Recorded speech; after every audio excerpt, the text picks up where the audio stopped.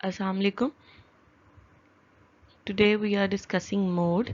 This is basically the part 2 of the lecture mode, in which we will discuss the advantages and disadvantages of mode, and further we will solve different questions also. So let's start today's lecture. इसी तरह हम simple series में भी हम सिर्फ जो maximum number of time जो value हमारे पास जो ऑब्जर्वेशनल वैल्यू एग्जिस्ट करती है हम उसे कह सकते हैं कि वो हमारे पास मॉड है. सो बेसिकली इसमें जो है कोई कैलकुलेशन इन्वॉल्व नहीं है. So second advantage of mod is it is unaffected by the presence of extreme values.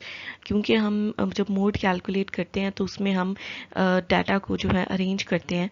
तो अगर उसमें जो एक्सट्रीम जो वैल्यूज़ हैं उनकी कोई इम्पोर्टेंस नहीं होती, क्योंकि जो आपने सिर्फ ये देखना है कि जो मैक्सिमम नंबर ऑफ़ टाइम्स जो अपीयर हो रही है, यानी सिर्फ आपने फ्रीक्वेंसी देखनी है. सो इस केस में आपके पास जो एक्सट्रीम वैल्यूज़ हैं, लार्जर हैं, बिगर हैं, स्मॉलर वैल्यूज़ हैं, सो उनकी प्रेजेंस से कोई ख़ास जो इफ़ेक्ट है उन पर नहीं पड़ता, क्योंकि सिर्फ आपने जो मैक्सिमम नंबर ऑफ़ टाइम जो वैल्यू एग्जिस्ट करती है आपने उसे जो है लोकेट करना होता है. Unlike arithmetic mean, it can be calculated from frequency distribution with open-end classes. जिस तरह हम अगर arithmetic mean को आप थोड़ा सा recall करें तो arithmetic mean के केस में हम अगर हमारे पास open-end classes हों तो हम mode को calculate नहीं कर पाते. यानी आपको अगर रेंज पूरी गिवन ना हो, जिस तरह हम frequency group frequency distribution suppose अगर है तो उसमें रेंजेस होती हैं, क्लास बाउंड्रीज होती हैं. जैसे अगर first value is 0 to 5 and then 5 to 10, और अगर थर्ड वैल्यू जो है वो 10 to 15 होनी है लेकिन वो 10 एंड अबव लिखा हुआ है. सो ये इस तरह से जो है वो ओपन एंड क्लासेस होती हैं जिसमें जो लिमिट है वो प्रॉपरली डिफाइन नहीं होती कि अपर और लोअर लिमिट कौन सी है. सो इस केस में जो है आपको आप अर्थमेटिक मीन तो कैलकुलेट नहीं कर सकते, लेकिन इस केस में आप मोड कैलकुलेट कर सकते हैं. मोड आप इजीली कैलकुलेट कर सकते हैं क्योंकि ये ग्रुप फ्रीक्वेंसी डिस्ट्रीब्यूशन के केस में ये उससे ओपन एंड क्लासेस के लिए उस पर कोई ख़ास फ़र्क नहीं पड़ता. In fact, if the model class and its two adjoining classes together with their class frequencies are available, mode can be determined provided it is known that all classes are of equal width.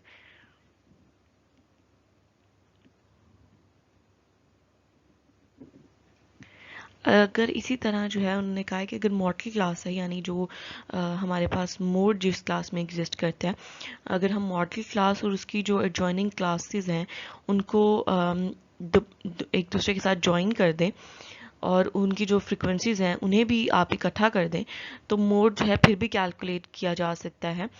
और लेकिन उस चीज़ में आपके पास ये होगा कि जो equal width है, जो आपके पास क्लासेस हैं उनकी जो विड्थ है वो इक्वल होनी चाहिए. यानी मॉडल क्लास जो है अगर वो फर्दर जो है उसे मज़ीद दो क्लासेस के साथ, लिमिट के साथ, क्लास बाउंड्रीज़ के साथ उसे ज्वाइन कर दिया जाए तो आप फिर भी मोड कैलकुलेट कर सकते हैं ईजीली, और उनके फ्रिक्वेंसीज को भी आपको कॉरस्पॉन्डिंगली फिर ऐड और सम पर ज्वाइन करना पड़ेगा. लेकिन इस केस में जो सिर्फ एक आपके पास जो लाजमी बात है वो ये है कि आपके पास जो विड्थ है वो आपके पास क्लास बाउंड्रीज की सेम होनी चाहिए. जैसे अगर फर्स्ट बाउंड्री की जो विड्थ है वो 10 है तो फिर सबकी 10 होनी चाहिए, या अगर 20 है तो सबकी 20 होनी चाहिए. सो बेसिकली सिर्फ एक जो रिस्ट्रिक्शन है वो ये है कि आपकी जो विड्थ है क्लासेस की वो इक्वल होनी चाहिए.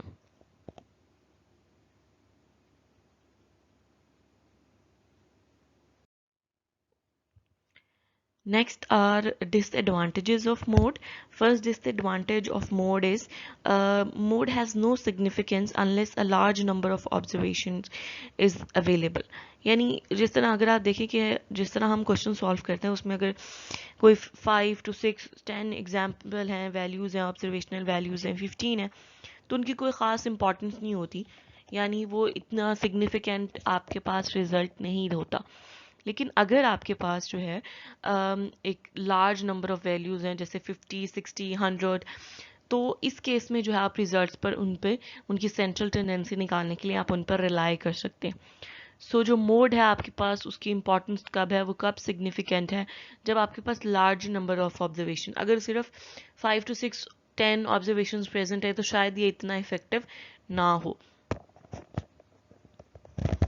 Second disadvantage is it is a peculiar measure of central tendency. For any given set of observation, it is always possible to find the values of arithmetic mean, geometric mean, harmonic mean or median, but mode may not exist.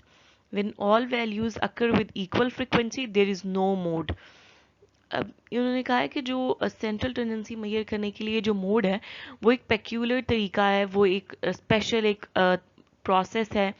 और वो special उन्होंने क्यों कहा है, उसे peculiar behaviour उसका क्यों कहा है कि वो अलग है थोड़ा सा उसका बिहेवियर, वो इसलिए कह रहे हैं कि अगर आपके पास गिवन सेट ऑफ ऑब्जर्वेशंस हैं तो आप जो हैं उनका सब कुछ एग्जिस्ट करेगा, अर्थमेटिक मीन भी, आप उसका ज्योमेट्रिक मीन भी निकाल सकते हैं, आप हार्मोनिक मीन भी निकाल सकते हैं, आप मीडियन भी निकाल सकते हैं, लेकिन ज़रूरी नहीं है कि मोड भी उसका कैलकुलेट किया जा सकेगा। क्योंकि अगर आपके पास जो मोड है अगर इक्वल फ्रिक्वेंसीज हैं, जैसे 3 है 4 है, या इसके अलावा फ्रिक्वेंसीज भी सेम है, तो वो आपके पास क्या होगा, मोड एग्जिस्ट नहीं करेगा।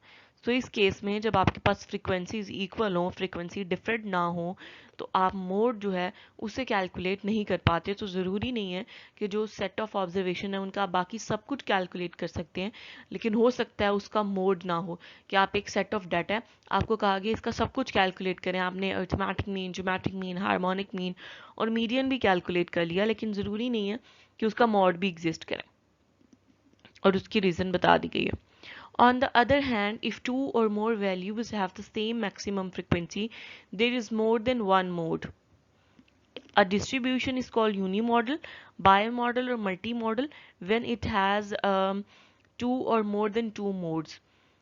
यानी इसमें कहा गया है कि अगर आपके पास सेम मैक्सिमम फ्रिक्वेंसी एग्जिस्ट कर रही है, यानी 2 टाइम्स जो है, यानी आपके पास मैक्सिमम फ्रिक्वेंसी जो है वो रिपीट हो रही है, यानी दो क्लासेस की जो फ्रिक्वेंसी है वो सेम है और वो मैक्सिमम फ्रिक्वेंसी है, तो आपके पास जो है वो एक मोड से ज़्यादा मोड एग्जिस्ट करेंगे।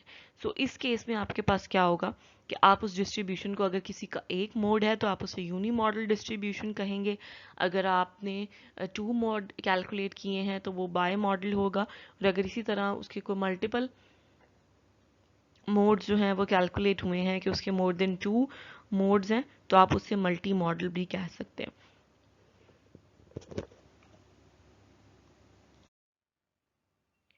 And next disadvantage is mode cannot be treated algebraically, कि आप इसको जो है algebraically solve नहीं कर सकते। जिस तरह अगर सिंपल सीरीज का फॉर्म है या सिंपल आपका जो है फ्रीक्वेंसी डिस्ट्रीब्यूशन का जो क्वेश्चन है, तो उस फॉर्म में आप सिर्फ जो है वो सिर्फ देखने से आप उसको उसमें कोई कैलकुलेशन इन्वॉल्व नहीं होती, तो सिर्फ आप एक ऑब्जर्वेशन के थ्रू जो है मोड को जो है वो कैलकुलेट कर लेते हैं। नेक्स्ट अब हम जो है मोड से रिलेटेड फर्दर क्वेश्चंस देखेंगे, ताकि जो है इसका मोड जो है ये मज़ीद क्लियर हो जाए आपको। So first question of this lecture is find the model veg from the following data, यानी आपको वेजेस दी गई हैं, नंबर ऑफ एम्प्लॉयज़ भी मेंशन किए गए हैं जो कि फ्रीक्वेंसी है।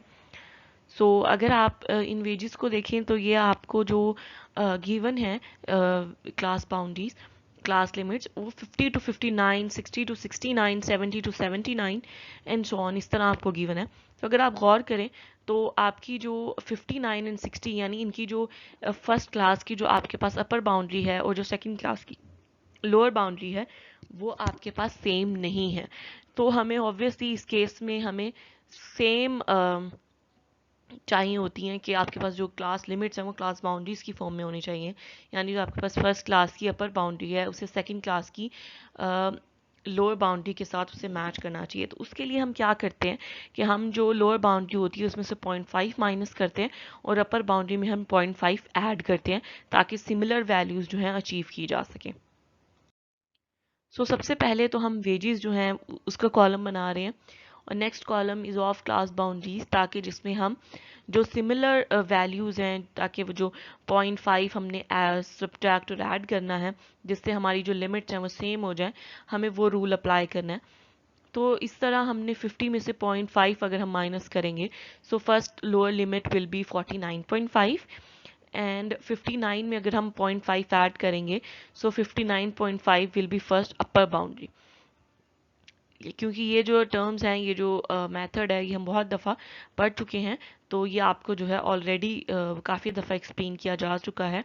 तो आप जो है इजीली अब तमाम वैल्यूज़ की अब आप क्लास बाउंड्रीज जो है कैलकुलेट कर सकते हैं। उसके कॉरस्पॉन्डिंग आपको फ्रीक्वेंसीज दी गई हैं, तो अब आप उनको भी इनलिस्ट कर सकते हैं अपने थर्ड कॉलम में। नेक्स्ट अब आपने ये देखना है, ऑब्जर्व करना है कि मैक्सिमम फ्रीक्वेंसी जो है वो कहाँ एग्जिस्ट कर रही है। सो आप फ्रीक्वेंसी वाले कॉलम में अगर देखें, first value is 8, 10, 16, 14, 10, 5 and 2। So maximum frequency 16। सो इसको आप बोल्ड कर सकते हैं, हाईलाइट कर सकते हैं कि ये आपके पास मॉडल क्लास है। So maximum frequency is 16, so 69.5 to 79.5 is the model class. अब आप ये नहीं लिखेंगे कि 70 to 79 is the model class, बल्कि जो क्लास बाउंड्री आपने डिफाइन की है अब उसके अकॉर्डिंग आप मेंशन करेंगे कि वो जो है आपके पास मॉडल क्लास है। सो ऑब्वियसली जो मॉडल क्लास है उसको आप F0 से रिप्रेजेंट करते हैं, और जो आपके पास मैक्सिमम फ्रीक्वेंसी से जो पहले वाली फ्रीक्वेंसी होगी, उससे जो पिछली फ्रीक्वेंसी है उसे हम F1 कहते हैं, और जो मैक्सिमम फ्रीक्वेंसी से नेक्स्ट फ्रीक्वेंसी होती है उसे हम F2 कहेंगे। अब हमारे पास L1, क्योंकि हमारे पास लोअर बाउंड्री होती है ऑफ द मॉडल क्लास, तो हम क्योंकि 69.5 हमारे पास लोअर बाउंड्री है of the model class, so L1 is equal to 69.5। हम F0, F1 और F2 मेंशन कर चुके हैं कि हमारे पास F0 16 है, F1 is 10 and F2 is 14। सो अब हम इसकी मदद से D1 और D2 कैलकुलेट कर सकते हैं। D1 is basically F0 minus F1। सो आप वैल्यूज पुट करेंगे, 16 माइनस 10 इज इक्वल टू 6, जो कि है D1 की वैल्यू। इसी तरह आप D2 कैलकुलेट कर सकते हैं। D2 is basically F0 minus F2, यानी कि 16 minus 14, so it will give 2 which is the value of D2। इसके अलावा अब आपने C डिफाइन करना है कि C क्या है, विड्थ क्या है क्लासेस की। सो ये भी आप क्लास बाउंड्रीज के थ्रू आप फाइंड आउट करेंगे। से 69.5 से 79.5 अगर इसको आप माइनस करेंगे, सो क्लास बाउंड्री की जो वैल्यू है, वेजेस को आप माइनस नहीं करेंगे, बल्कि जो क्लास बाउंड्री है उनको आप उनकी वैल्यूज को माइनस करेंगे, तो आपको क्लास विड्थ भी अचीव हो जाएगी जो कि 10 है। अब आपके पास जितनी भी टर्म फार्मूला में इन्वॉल्व थी, L1, D1, D2 and C, अब आपको सब उन वैल्यूज़ को आप डिफाइन कर चुके हैं, आप लिख चुके हैं कि वो कौन कौन सी वैल्यूज़ हैं। तो अब आप इनको फॉर्मूला में पुट कर सकते हैं। So formula of mode is L1 plus D1 over D1 plus D2 multiply by C। So अब इसमें L1 is equal to 69.5, D1 is 6, D2 is 2 and C is 10। So अब आप जो है डिनोमिनेटर सबसे पहले सॉल्व कर सकते हैं। 6 plus 2 is equal to 8, then आप 6 multiply by 10 is equal to 60 and 60 divided by 8 is equal to 7.5। अब जब आप एंड पे एडिशन करेंगे, सो मोड आपके पास अचीव होगा 77। सो जो आपके पास मॉडल क्लास है वो थी 69.5 टू 79.5। सो 77 ऑब्वियसली उन दोनों के दरमियान, उस रेंज, उस लिमिट, उस बाउंड्री के दरमियान एग्जिस्ट करता है। सो इसलिए वो अब उस बाउंड्री के दरमियान ही ये वैल्यू आई है जो कि है 77। सो वो हमने जो है इस फॉर्मूला के थ्रू डिफाइन कर ली है कि जो हमारे पास 69.5 और 79.5 के दरमियान एग्जिस्ट करना था, ये तो हमें पता था क्योंकि मॉडल क्लास वो थी, उसके दरमियान कौन सी वैल्यू मोड थी, वो 77 है, जो कि अब हम कैलकुलेट कर चुके हैं। और इसका क्या मतलब है कि जो 77 है वो मैक्सिमम टाइम जो है उनके डाटा में जो है वो अचीव या जो प्रेजेंट होगा, आपके ऑब्जर्वेशनल वैल्यूज में 77 यानी मैक्सिमम प्रेजेंट होगा।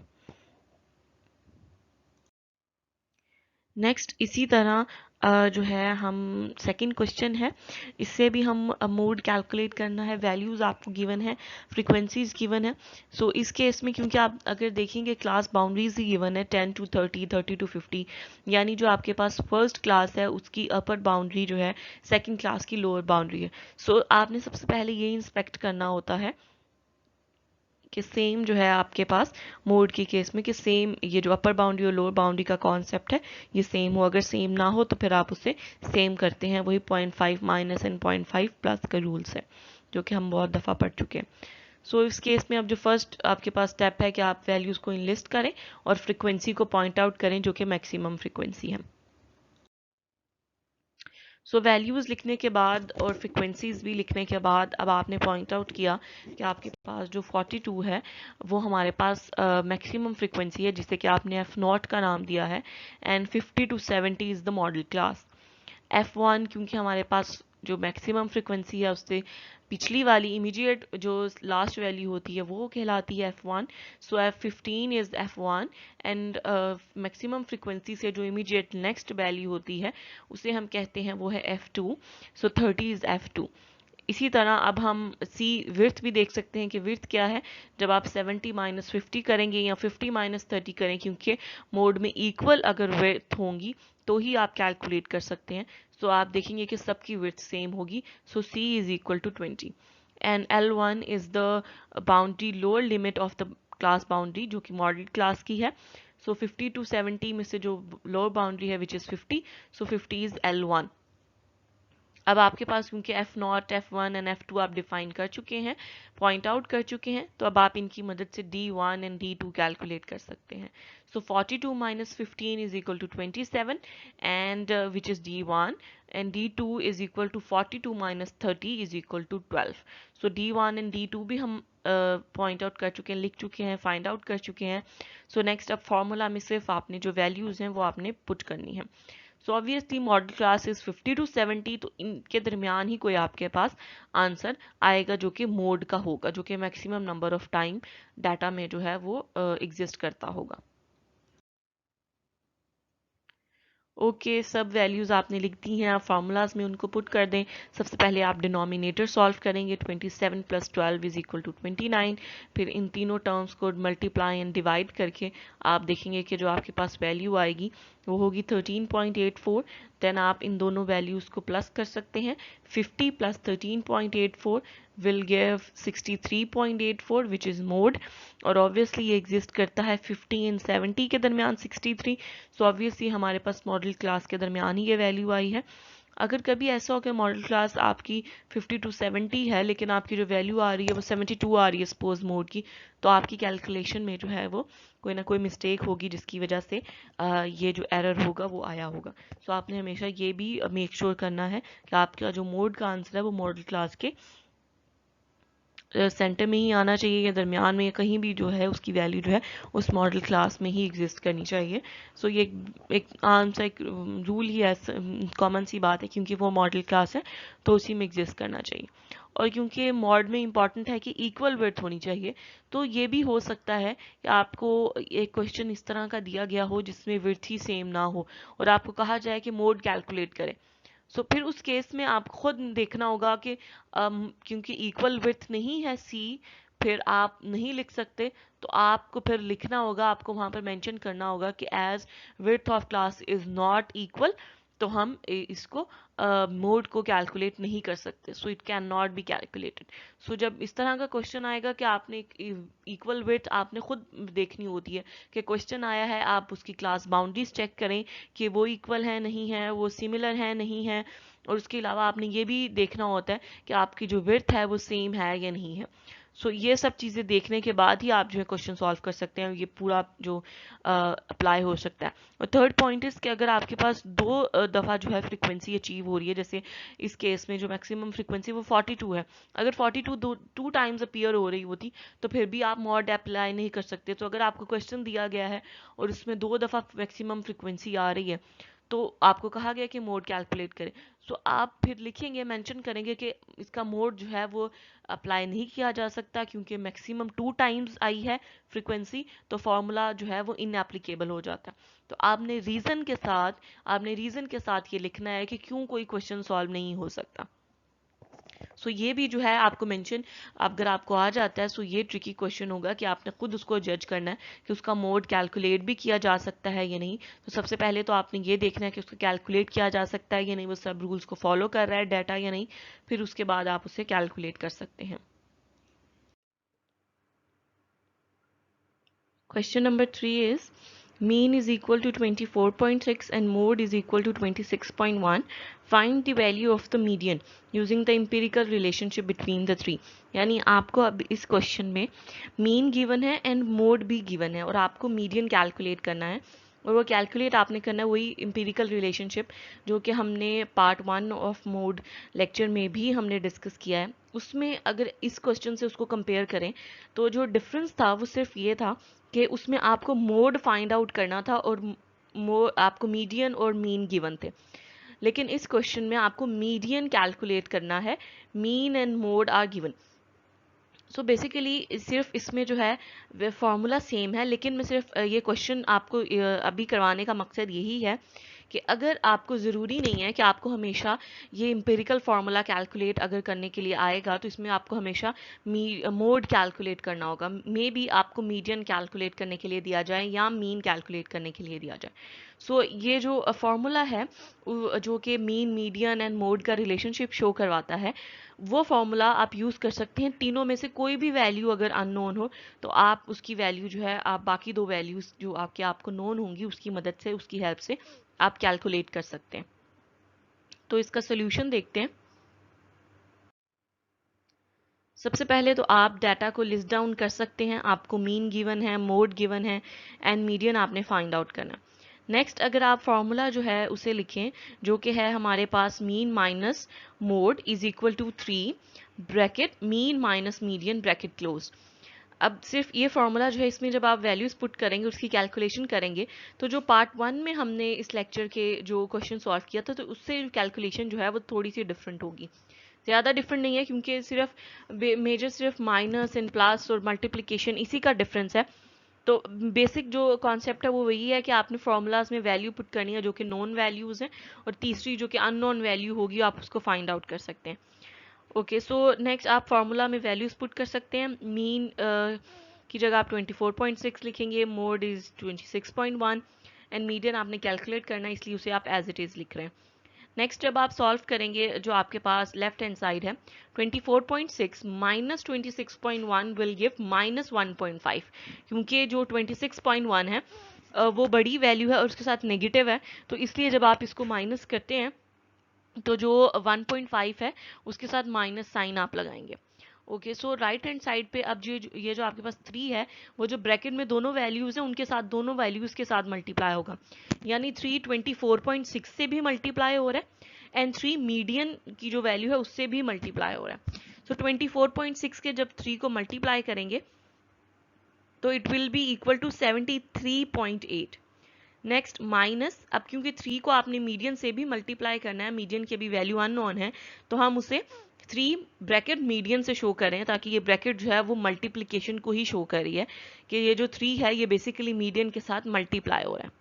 सो आपके पास ये फॉर्म जब इक्वेशन की बन जाएगी तो इसके बाद आप अगर ये जो माइनस राइट हैंड साइड पे -3 ब्रैकेट मीडियन है आप उसे जब लेफ्ट हैंड साइड पर लेकर आएंगे, क्योंकि वो माइनस साइन के साथ है राइट हैंड साइड पे, तो जब आप उसे लेफ्ट हैंड साइड पर लेकर आएंगे तो वो पॉजिटिव साइन में चेंज हो जाएगा और फिर आपके पास जो राइट हैंड साइड है उधर सिर्फ आपके पास 73.8 वैल्यू रह जाएगी। ओके, सो नेक्स्ट स्टेप जब आप ये डिफाइन कर चुके हैं, ये इक्वेशन की फॉर्म आ चुकी है कि minus 1.5 plus 3 multiply by median is equal to 73.8। तो अब इसके बाद आप क्या कर सकते हैं, अब क्योंकि ये जो माइनस 1.5 है जब आप इसे राइट हैंड साइड पर लेकर जाएंगे सॉल्व करने के लिए तो ये जो है इसका साइन प्लस में चेंज हो जाएगा। So it will take the form 73.8 plus 1.5। तो जब आप 73.8 एंड को प्लस करेंगे 1.5 में तो it will be equal to 75.3। Next क्योंकि मीडियन अब यहाँ पर मल्टीप्लाई हो रहा है 3 से, तो हमें सिर्फ मीडियन की वैल्यू कैलकुलेट करनी है, वो अननोन वैल्यू है।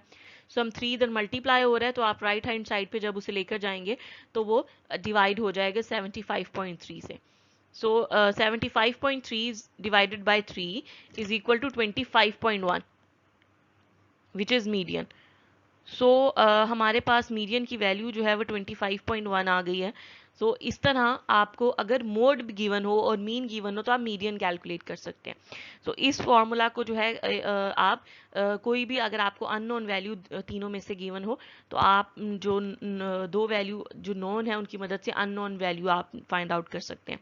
सिर्फ कैलकुलेशन में क्योंकि आपकी वैल्यूज डिफरेंट होंगी तो अगर आपको मोड गिवन है तो उसकी कैलकुलेशन जैसे कि हमने पार्ट 1 लेक्चर में देखी उस तरह होगी। अगर मीडियन आपको अननोन है तो फिर जैसे इस स्लाइड में हमने कैलकुलेशन की है उस तरह से कैलकुलेशन होगी और फिर आप अननोन फैक्टर को कैलकुलेट कर सकते हैं। अब आपको ये जो क्वेश्चन है इस तरह से भी आ सकता है कि जैसे इस जो क्वेश्चन है इसमें आपको मीन एंड मोड की वैल्यू प्रोवाइड की गई है और मीडियन आपको कहा है कि आपने इस रिलेशनशिप से फाइंड आउट करना है। ये भी हो सकता है कि आपको डाटा प्रोवाइड किया जाए, आपको सपोज फ्रीक्वेंसी डिस्ट्रीब्यूशन का डाटा गिवन है और आपको कहा गया है इससे मीन निकालें एंड मोड भी कैलकुलेट करें। मीन एंड मोड कैलकुलेट करने के बाद अब आपने जो मीडियन कैलकुलेट करना है, मीडियन आपने मीडियन मेथड से या मीडियन जो फॉर्मूला है उससे फाइंड आउट नहीं करना, बल्कि आपने उसे फाइंड आउट करना है इस एम्पिरिकल रिलेशनशिप से।